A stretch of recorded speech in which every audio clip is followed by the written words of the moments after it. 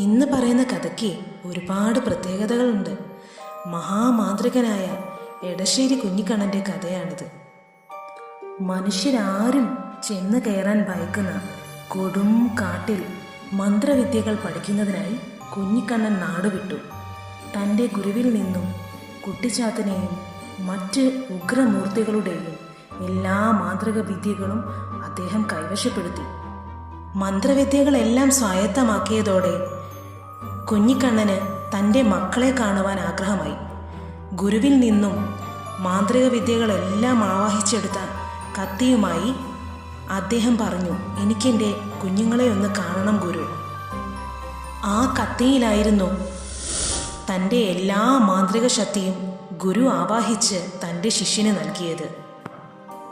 ഗുരു അപ്പോൾ കുഞ്ഞിക്കണ്ണനോട് പറഞ്ഞു, കണ്ണടച്ചോളൂ കണ്ണ, നിനക്ക് നിന്റെ വീട്ടിലെത്താം. ഒരു കൊടുങ്കാറ്റ് പോലെ ഗുരു തൻ്റെ മാന്ത്രിക ശക്തിയുടെ ഉടമ്പടിയോടെ കുഞ്ഞിക്കണ്ണനെ തൻ്റെ നാട്ടിലെത്തിച്ചു. കുറേ കാലം തനിക്ക് നഷ്ടമായ തൻ്റെ മക്കളെയും പേരക്കുട്ടികളെയും കണ്ടപ്പോൾ അദ്ദേഹത്തിന് വളരെയധികം സന്തോഷമായി. ഇനി ഒരിക്കലും താൻ തൻ്റെ നാട് വിട്ടു പോവില്ലെന്ന് മക്കൾക്ക് അദ്ദേഹം വാക്കുകൊടുത്തു.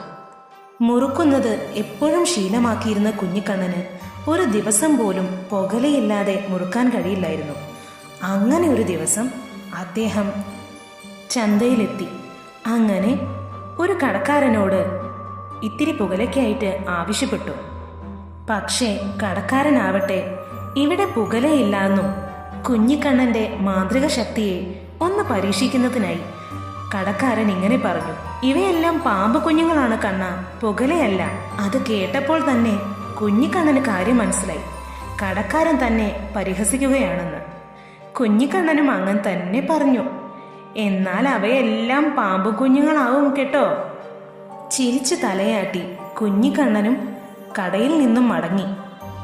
കുറച്ചു നേരം കഴിഞ്ഞപ്പോൾ കടയ്ക്കകത്ത് കയറിയ കട ഉടമ ആകെ ഞെട്ടി. മുഴുവൻ സർപ്പങ്ങളെ കൊണ്ട് നിറഞ്ഞു. അയാൾ പേടിച്ച് ആർത്ത് വിളിക്കാൻ തുടങ്ങി. കട ഉടമയുടെ ആർപ്പും ബഹളവും കേട്ട് നാട്ടുകാരെല്ലാം ഓടിക്കൂടി. ഉണ്ടായ കഥകളെല്ലാം കടയുടമ നാട്ടുകാരോട് പറഞ്ഞു. അപ്പോൾ തന്നെ അവരെല്ലാവരും പറഞ്ഞു, ഉടനെ കുഞ്ഞിക്കണ്ണനോട് പോയിട്ട് മാപ്പ് പറയൂ, എങ്കിൽ മാത്രമേ നിങ്ങൾക്ക് ഇതിൽ നിന്നും രക്ഷയുള്ളൂ. അയാൾ പരിഭ്രമത്തോടെ കുഞ്ഞിക്കണ്ണൻ്റെ അടുത്തേക്ക് ഓടാൻ തുടങ്ങി. അപ്പോൾ കുഞ്ഞിക്കണ്ണനാവട്ടെ ഇതെല്ലാം തൻ്റെ മാന്ത്രിക ശക്തിയിലൂടെ കാണുന്നുണ്ടായിരുന്നു. അദ്ദേഹം കണ്ണുകൾ അടച്ച് തൻ്റെ കുടിലിൽ ധ്യാന നിമഗ്നനായിട്ടിരിക്കുകയായിരുന്നു. കുഞ്ഞിക്കണ്ണനെ കണ്ട മാത്രയിൽ തന്നെ കട ഉടമ പൊട്ടിക്കരയാൻ തുടങ്ങി. തനിക്ക് തൻ്റെ തെറ്റ് മനസ്സിലായെന്നും തന്നോട് പൊറുക്കണമെന്നും അവിടുത്തെ മാന്ത്രിക ശക്തിയിൽ ഞാൻ വളരെയധികം വിശ്വസ്തനാണെന്നും കടയുടമ കുഞ്ഞിക്കണ്ണനോട് പറഞ്ഞു. അദ്ദേഹം അപ്പോൾ തന്നെ തൻ്റെ മാന്ത്രിക കത്തിയെടുത്ത് എന്തൊക്കെയോ മന്ത്രങ്ങൾ ജപിച്ച് നിലത്ത് കുത്താൻ തുടങ്ങി.